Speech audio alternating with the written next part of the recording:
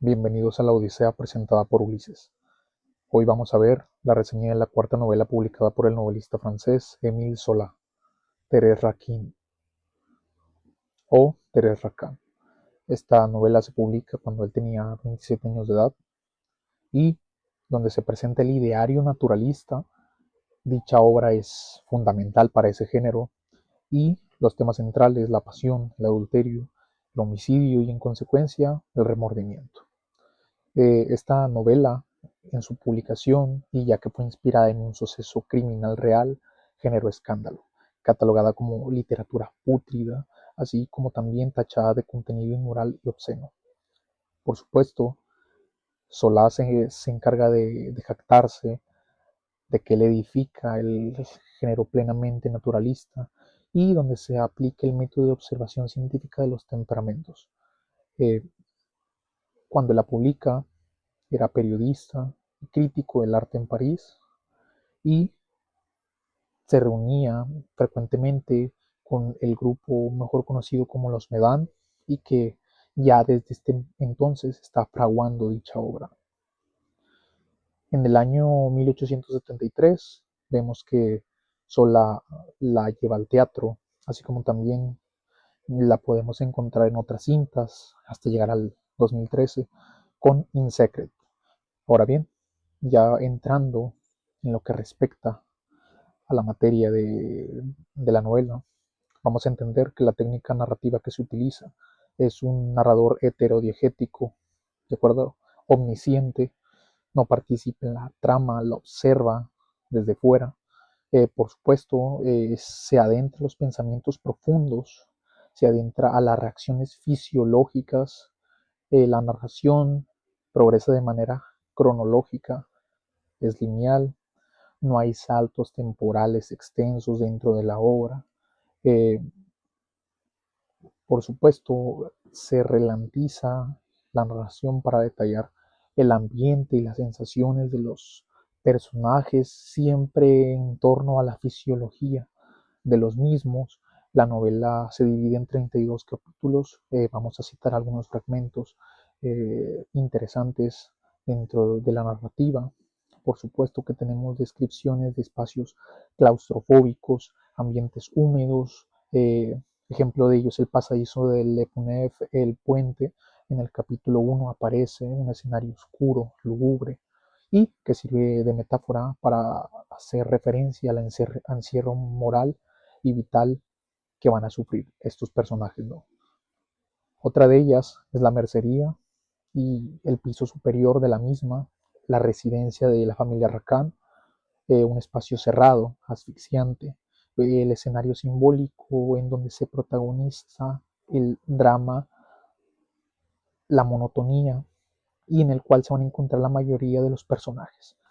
Es el lugar de trabajo, el lugar de convivencia, así como también el lugar del adulterio. Hay una repetición diaria de las actividades, lo que lo vuelve monótono. Eh, la luz mortecina de la noche y la lámpara encendida por las mañanas lo van a volver una cárcel y testigo del crimen que va a acontecer en esta noche. Por último, el escenario que tenemos es el Sena, el espacio simbólico del crimen. Este es el agente del destino, contiene el elemento naturalista del agua, dado que con exactitud física y sensorial, debido al agua negra, húmeda y asfixiante, será el lugar del retorno psicológico para los homicidas. El estilo es, por supuesto, muy preciso a la hora de utilizar un léxico fisiológico. Se suprime el juicio moral debido a que el narrador es un observador clínico.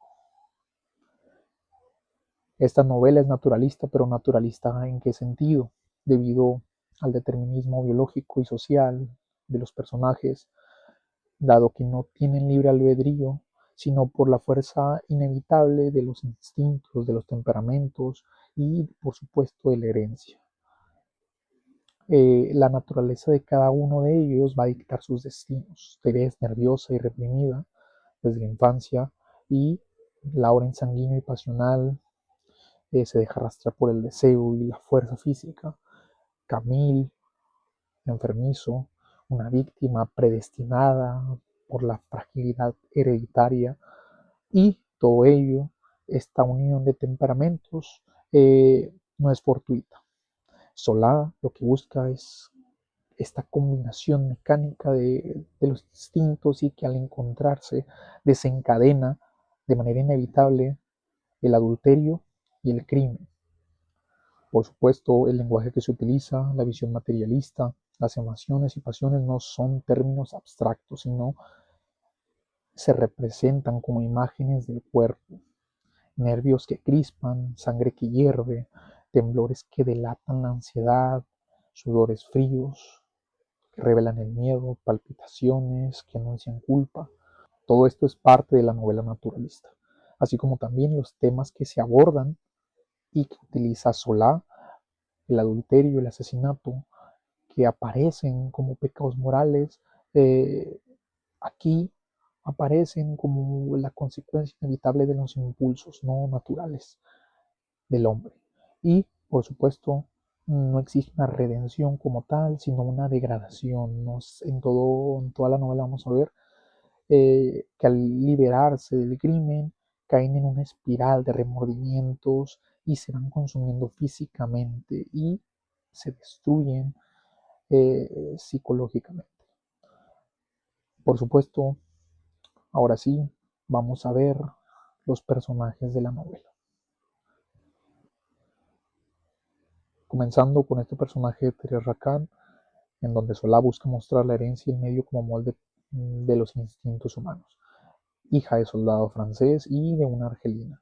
El temperamento es nervioso, más impulsivo y nervioso que el de los demás. Es pasiva y sumisa, esto debido a la relación con su tutora Madame Raquin. Es un vínculo en donde todo el momento guarda recato y agradece, así como también eh, la introduce en un entorno de represión social. Vamos a ver una cita referente a ello. Teresa había crecido en la tienda de la señora Raquin entre las cuatro paredes húmedas y sombrías del pasadizo.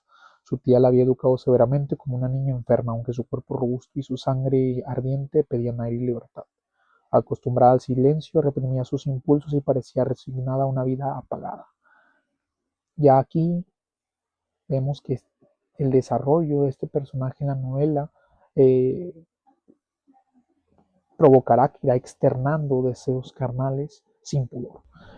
Es condenado a casarse con su primo Camille, hijo consentido de la señora Raquin, y quien es de carácter flébil. Toda su infancia sufre de la sobreprotección de su madre y, por supuesto, el determinismo genético lo hace que predisponga a enfermedades en todo momento. Este matrimonio es presentado como una imposición social y familiar más que una elección. Y, por supuesto, dicho vínculo lo único que puede hacer es crear una apatía y una pasividad. No hay amor, sino que hay solamente lo soporta uno al otro. Veamos, se casó con su primo como quien cumple una obligación. Teresa aceptó el matrimonio sin una palabra, sin mostrar ni alegría ni tristeza. Había aprendido a contenerse, a no dejar escapar ni una emoción. Se entregaba a Camille con la misma indiferencia que se hubiera entregado a la soledad. Ya aquí es descrito por Solá, Camille pues desde niño sufre fiebres y enfermedades continuas, es enclenque en todo momento, eh, está limitado en el aspecto de su formación académica, por lo mismo, apenas cursa los estudios elementales, termina en una oficina, reforzando el carácter pusilánime del que quiere representar Solá, es la encarnación de la degeneración hereditaria. Y, por supuesto, nunca podrá competir con la vitalidad de Laurent. Desde niño, Camila había sufrido todas las fiebres y todos los males. Su madre lo mantenía entre algodones, temiendo que se le escapara con la menor corriente de aire. De aquella infancia enferma salió un cuerpo enclenque y un temperamento apagado. Eso es lo que leemos, ¿no?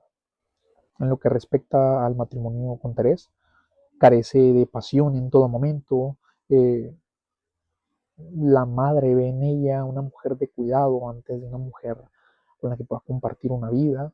Lo diseñan como un personaje condenado, es el símbolo anticlimático. Por eso cuando Camille es asesinado, el lector percibe este acto como fatal, pero inevitable, ¿no? Como aquello que es necesario, ¿no? Para que la drama continúe. Veamos esto, cayó al agua, sus brazos débiles apenas lucharon, una exclamación sofocada y luego nada. El río lo tragó como si hubiera esperado siempre ese instante, como si Camille lo único que esperara fuera ser la víctima, ¿no? Antes de tener profundidad psicológica en la idiosincrasia que nos presenta el personaje, nos demuestra que la genética y los medios sociales producen seres débiles, incapaces de sobrevivir. Es integrante de la pequeña burguesía y el trabajo rutinario y el matrimonio incoloro, así como la dependencia a la madre, nos presenta una estabilidad asfixiante. Por supuesto, vamos a seguir con Laurent, hijo de un campesino. Esto da origen al aspecto rural, robusto y de ímpetu más exacerbado, en contraste con la fragilidad humana, pues del propio Camille. Durante esta novela nos dejan visto el vigor físico que tiene, la sensualidad que provoca Thérèse desde el instante en que se ven por primera vez. Reside en París. ¿Por qué? Porque tiene la intención de cursar derecho. Sin embargo, desiste, deja y abandona a temprana edad y se dedica a ser un funcionario. Es de aspecto perezoso y catalizador. La pasión reprimida de Thérèse se irá desenvolviendo cuando se enfrenta a un elemento como este. Eh, Percibe a Camille como un estorbo, es una barrera para que él pueda saciar su pasión, ¿no? Y también para poder acomodarse económicamente y poder disfrutar del ocio, porque vamos a ver ya en una etapa final de la novela cómo él va a urdir un plan para conseguir dinero de la familia Rakan. Lo consigue, claro. Eh, Laurent era un hombre fuerte, de anchas espaldas y rostro tranquilo, al que nada turbaba. Perezoso por naturaleza, buscaba siempre el placer fácil y la satisfacción inmediata de sus sentidos. No pensaba en el futuro ni en el trabajo. Se dejaba llevar por la voluptuosidad de su cuerpo. Bueno, vamos a presentar el último personaje, Madame Racan, quien desde su inicio es una madre trabajadora, abnegada, vela totalmente por sus hijos, velará por todos en especial, es ingenua en todo momento y Solá subraya como el instinto maternal sobreprotector hace que Thérèse sea la futura enfermera de su hijo, ¿no? El giro drástico que tiene este personaje es cuando le confiesan el homicidio, dejándola devastada y postrada en una silla, no sufre una apoplejía. Eh, esta posición la va a volver una jueza de la culpa de los asesinos, a quienes les abre la puerta y quienes la traicionan. Una cita que personalmente me parece muy tétrica del libro. No podía creer que sus hijos matasen a sus hijos. La apoplejia que sufre la pone en un lugar donde tiene impotencia moral y física. Su mutismo la convierte en el espejo acusador en el cual Thérèse sentirá el peso de la culpa con la mirada que la juzga. El espanto la fulminó, el cuerpo se le torció, la lengua se le heló en la boca. Desde aquel día quedó rígida en un sillón, prisionera de su carne, pero con la mente despierta, viendo y oyendo sin poder hablar. Aquí observamos lo que se conoce como cognición en la vejez. El cuerpo, al sufrir la apoplejia, queda inmóvil, sin embargo, eh, hay todavía elementos eh, como la conciencia está activa en contraste con aquello físico, ¿no? Primero, vamos a ver que esta novela presenta la historia en el puente de Lepunef, un espacio sombrío, sin vida, siniestro, con tiendas polvorientas, escaparates apagados y lúgubres, lo que Sartre define como la náusea del mundo. Moldea este entorno la vida de todos los personajes, eh, Y por supuesto ahí se edifica el matrimonio arreglado entre Teres y Camille. Solamente hay inercia y hay obediencia y se comprometen por mera coerción. Por supuesto, esto representa lo que es la muerte de la libertad individual, algo no muy lejano a la realidad o a la realidad de algunos. Por supuesto, Laurent va a aparecer de forma furtiva, la atracción fisiológica totalmente contrastada con la vitalidad de Thérèse va a ser el punto de química, ¿no? Eh, Thérèse lo elude en todo momento. Sin embargo, ya podemos ver que esto está determinado a suceder. En el capítulo 6 se materializa el adulterio, la pasión entre ellos dos. Eh, Nos detalla muy bien dentro de la novela, es muy prolijo. Solá, esto es un punto que yo le doy a sus obras. En el capítulo 9 ya lo vemos consumado en su totalidad, lo hace de una forma muy fría y a la falta de amor romántico solo queda la necesidad fisiológica de entrega. Vamos a encontrar escenas en donde se escapan, donde buscan la forma de encontrarse a solas, afuera, después adentro de la misma casa. Los personajes nunca eligen, son arrastrados como animales. Eh, Laurent es un medio de evacuación hacia la opresión que Thérèse tiene toda su vida. Volví a encontrar a mi marido, al chiquillo enfermo cuya cama había compartido yo a los 6 años, seguía siendo igual de endeble, igual de quejumbroso, y seguía teniendo aquel olor musio de niño indispuesto que tanto me había repugnado antes. Disfrutan de tener una relación clandestina. Sin embargo, Lauren ya empieza a idear un futuro en donde él esté acomodado, donde él viva sin la necesidad de trabajar. Es aquí donde se presenta la idea del homicidio. Camille, el obstáculo para que él consiga sus objetivos, eh, nos presenta este trágico acto y, por supuesto, el adulterio deja de ser un fin, se vuelve el motor que empuja la violencia. Vamos a hacer hincapié en esto que acabo de decir porque es una de las tesis fundamentales dentro de esta novela. Veamos otro fragmento. Estorba demasiado. No podría conseguir que nos viéramos libres de él mandándolo de un viaje a algún sitio que esté muy lejos. Sí, claro, mandarlo de viaje, repitió la joven negando con la cabeza. ¿Tú te crees que un hombre así se aviene a irse de viaje? No hay más que un viaje del que nadie vuelve, pero nos enterrará a todos. Esa gente que siempre está en el último aliento no se muere nunca. Hubo un silencio. Lauren, tienes razón, dijo. No debemos comportarnos como niños. Ay, si tu marido se muriese, si mi marido se muriese, repitió despacio Thérèse. Nos casaríamos y ya no tendríamos nada que temer.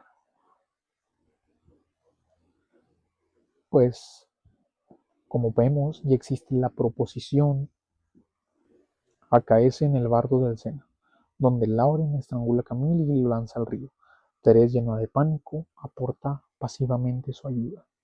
Es el clímax de la novela y a partir de aquí comienza el desenlace de los personajes. El experimento científico de Sola por fin lo vemos ebullir y nos muestra que la pasión conduce al exceso ilimitado. Eh, Se acaba el placer y empieza la culpa.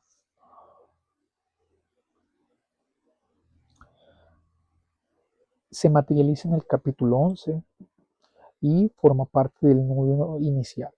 La atmósfera sombría que nos describe la escena es el elemento clave para que la tragedia sea de tal magnitud y de tal violencia. Es una escena brutal en todo momento, con la presencia de Teres como testigo y cómplice. Más adelante ellos se van a mentir uno tras otro y se van a intentar culpar uno con uno como acto desesperado, ¿no? Eh, Antes de que Camille quede yerto en el agua, consigue darle una mordida en el cuello a Lauren y esta es la huella del crimen. Va a ser fundamental para los siguientes capítulos y se convierte en una metáfora del castigo interior. Quiero hacer mención en algo, no hay una dramatización poética, solo una descripción objetiva del acto físico de estrangular. A partir de aquí empieza el remordimiento. Tras el asesinato comienza una nueva vida. Por supuesto, el suceso deja estupefacta a la madre, quien se encuentra en un duelo. Sin embargo, a pesar de ello convive con los homicidas, dado que desconoce su participación en el acto e inclusive se vuelve más afable, benevolente, los arropa como sus hijos. No obstante, ellos son víctimas de lo que es la ironía trágica, lo que en un principio consiste en desembocar la libertad para poder encontrarse juntos, los separa con mayor intensidad. ¿Por qué? Porque a partir de aquí empieza lo que es una enfermedad nerviosa y crónica. Empieza a emerger en estos personajes un deterioro mental, ¿de acuerdo? Siguen las apariciones apasionadas en las reuniones de los jueves con dos personajes, Madame Michaud, Monsieur Michaud, Olivier Michaud, son aquellos que se encuentran en estas reuniones de los jueves y que bajo los halagos y bajo las conversaciones, pues los orillan a que formen un lazo matrimonial que ya habían ellos planeado con anticipación, es premeditado en todo momento, pero lo consiguen, la nupcia se hace, la luna de miel es una catástrofe, eh, lo que promete un paraíso se vuelve un infierno, ¿no? Eh, no se puede construir un matrimonio con personas insalubres mentalmente, deterioradas, ¿no? No es un vínculo normal, no nace del deseo, no nace del amor, es una inercia social que ha provocado todo esto. Se habían asesinado a un hombre para ser libres y aquel hombre no dejaba de tenerse en medio de sus brazos. En la sombra sentían su cabeza mojada que se interponía entre sus labios. A partir del capítulo 18 aparecen los síntomas del remordimiento, reviven lo sucedido una y otra vez, la herida en el cuello de Lauren no cicatriza en su mente, tienen miedo y por supuesto repulsión uno al otro. Eh, Existe un miedo constante entre ellos mismos, no se pueden encontrar a solas, no pueden prescindir de la ausencia de los inquilinos del hogar.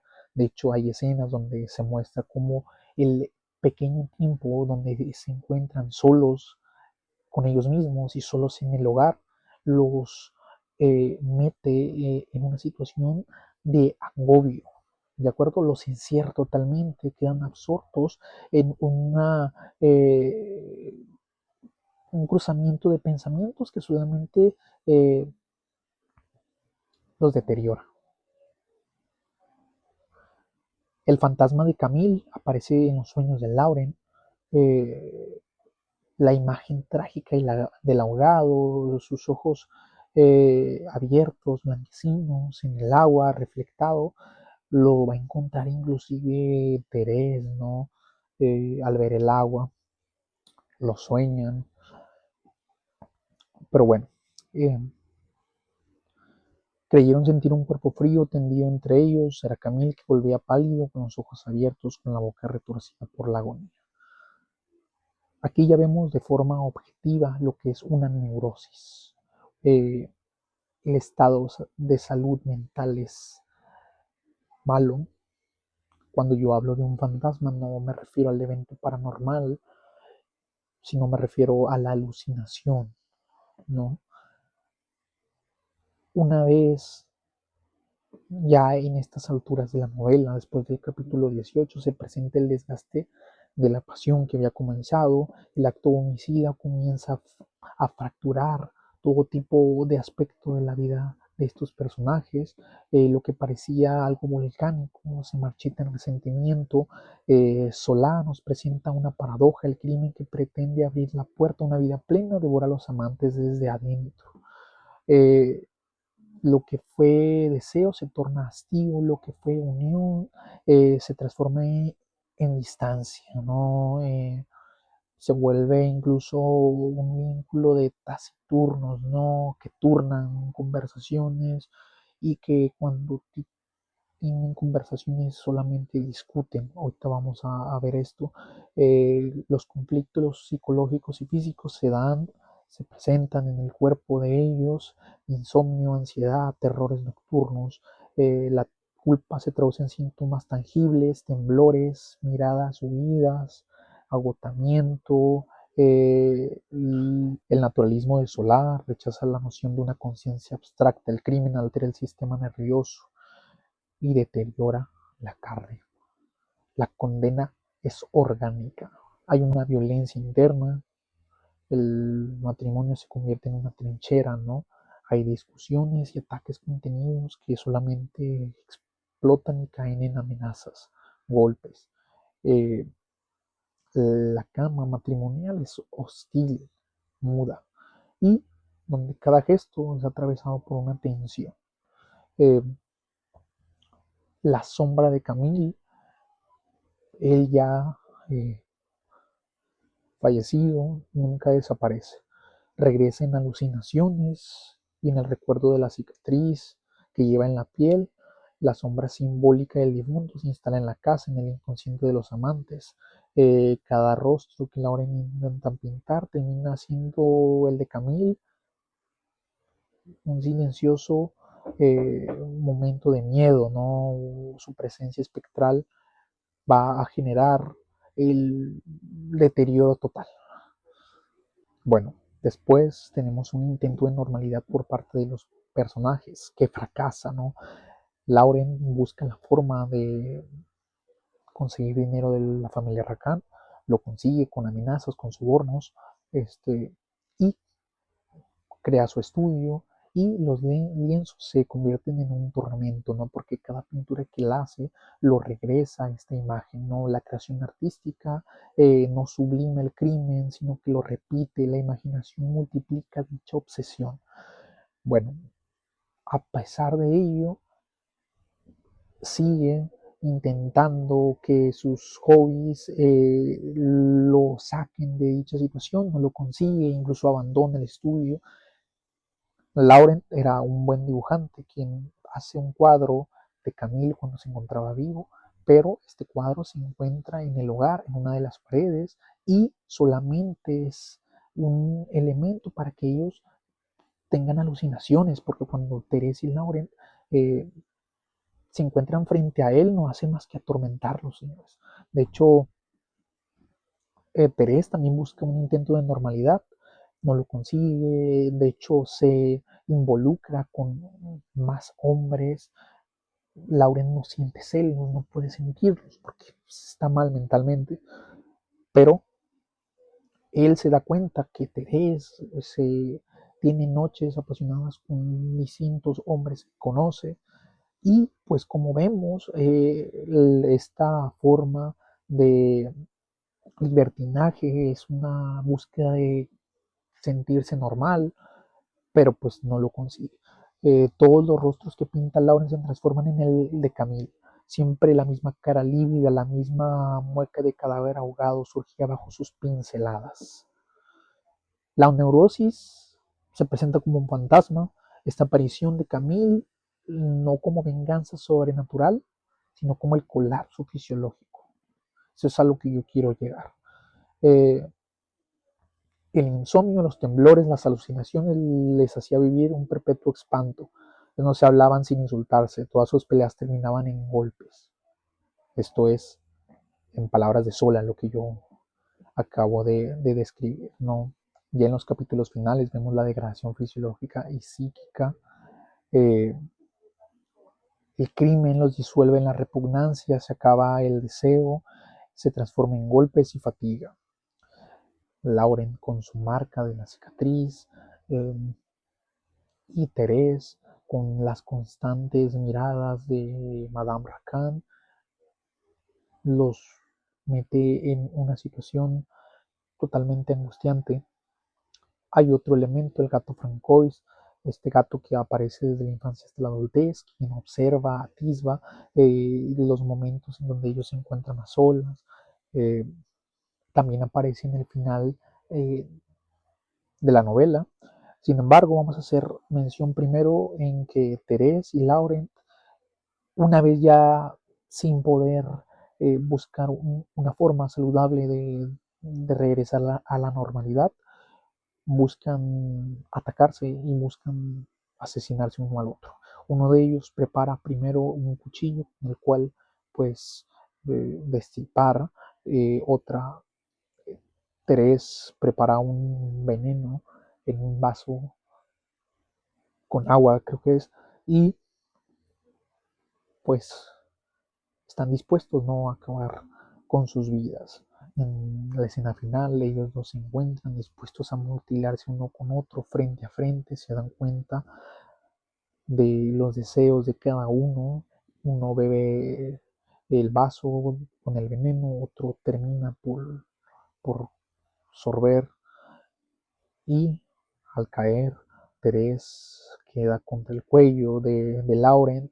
Este beso final, boca sobre cicatriz, consume la unión, no en amor, sino en muerte. Sola compone esta tragedia, donde no interviene policía ni providencia, no es novela policial.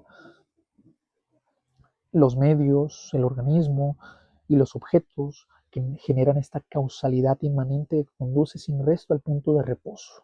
Dos cuerpos inmóviles bajo la luz amarillenta, la lámpara y la mirada fija que contempla Madame Racan. El crimen ha comido su causa, los criminales. Solá niega el libre albedrío, sus personajes son arrastrados por nervios, sangre y temperamentos, el crimen no se juzga en tribunales, se inscribe en el cuerpo, el castigo no conoce de dioses ni de instituciones, sino de la entropía fisiológica que devora a los culpables. Así, esta novela se erige como una tragedia naturalista, sin redención, sin trascendencia, solo la circularidad del deseo que se extingue en silencio. Esto es el laboratorio soliano. A mi parecer, una novela interesante. A mí me gustó mucho la primera vez que la leí. No me arrepiento. Sinceramente, se lo recomiendo. Yo traté de ver puntos principales y que más me gustan de la novela para poder entregar este análisis y incitar, exhortar a ustedes que se adentren en este mundo del laboratorio soliano.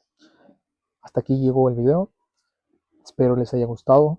Nos vemos en el siguiente.